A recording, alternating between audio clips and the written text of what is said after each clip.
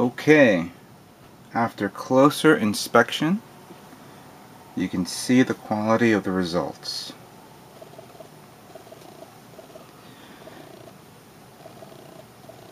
It actually came out pretty damn good. Video quality on my camera is not up to par, even though it does take high resolution video. It's the quality that matters. So hopefully you can see this. The red, I had a bit of a trouble, but after a couple of coats it came out pretty well. It has a nice finish to it,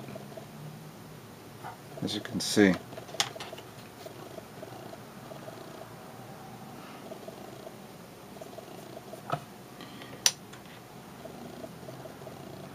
The shoulders were a bit of a problem. I was hoping to avoid it being, and if it was damaged by the painting, I was going to redo it all over again by airbrushing it, airbrushing it chrome silver and redoing it again. But it came out pretty well. I just had to do a couple of passes so that way the colors would be even.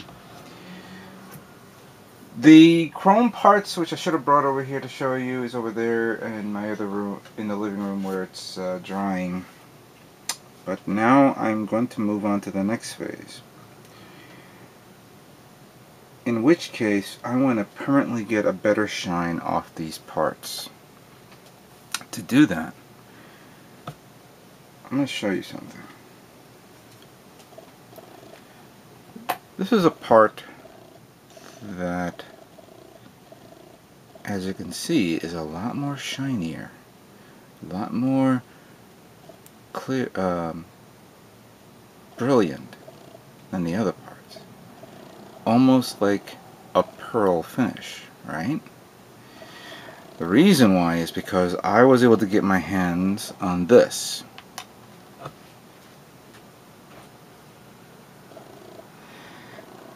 This is Tamiya's Pearl Clear Paint. Sorry, I didn't have the cap with me at the time. Oh, here it is. It's called Pearl Clear, TS65.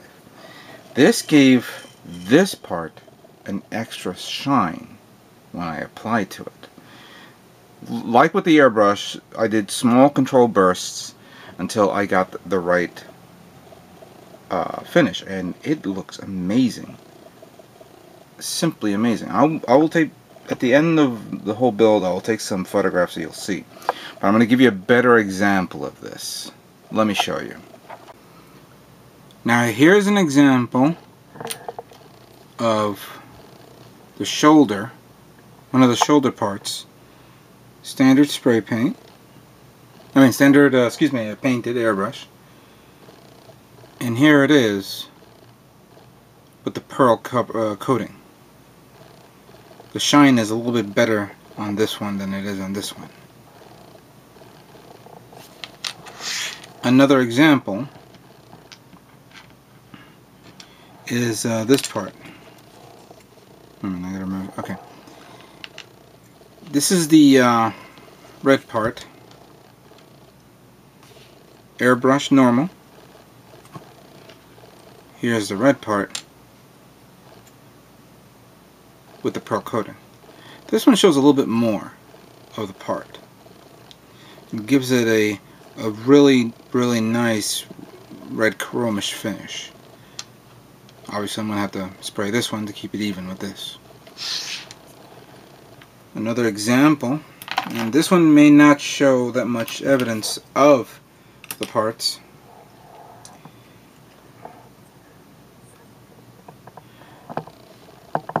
Here's one of the silver chrome parts without the pearl, and here it is with. Doesn't actually give you any difference, but I guess a couple of passes it will probably show a little bit better. You gotta be very careful though when you apply this, because as you can see, this one is normal right here. This one, there's a little bit of a smudge here, and I think it collected while it was drying. So when you spray it, you got to spray from a distance. But other than that, it's barely noticeable. So, with that in mind, I'm going to spray paint all this with the Pearl Clear, let it dry, and then final assembly. Now, as I'm waiting for the parts to dry out, and sorry, I'm not going to record me spray painting over 200 parts in clear pearl color, or clear. I want to get some other stuff done, get little things move ahead on my other projects or other parts that needs to be taken care of. For starters, this is the clear part where you put the head of the Destiny Gundam together. In which case, this guy here, I'll stick it onto him right here. But I'm not going to do that. Instead, I'm going to do that old thing that I like to do a lot. In which case, I'm going to paint the face. Let me see if I can do this. The zoom on this is not that very good, but obviously when you get close, you get a lot better results. Alright.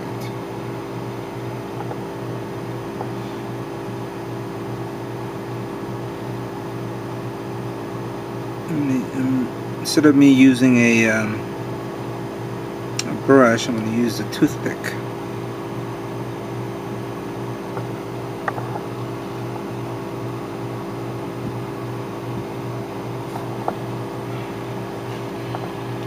Why does it always like to focus in the background? I don't understand my fucking camera. Does that mean I have to get a new camera? Right.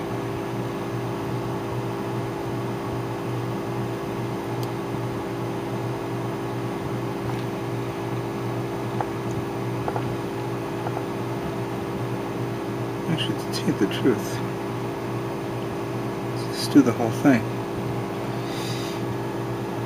I am not going to, how can I say, cut the, you know, I'm not going to cut this sticker off and then cut off the eyes, which are very, very small. Instead, I'm going to use bright green from Gundam. I'm going to paint the eyeballs, or the eye slits, in this color. And you see this part here? As a matter of fact, you know what? We can do this now while I'm waiting for this to dry. Alright, so I'm done with this. Let me just do another pass. Alright. Alright, so let me put this black away.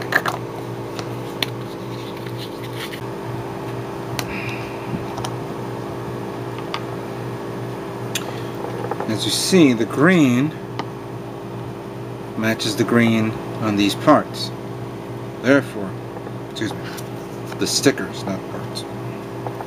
So,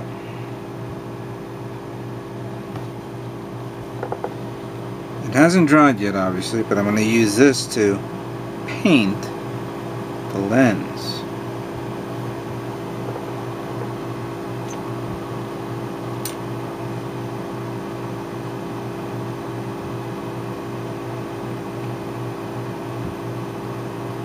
There she goes. Then, using the toothpick again, I will of course paint the eye slits. And I guess when I finish putting the head together, I'll have to paint the back and front. What do you call it? Sensors to reflect this part.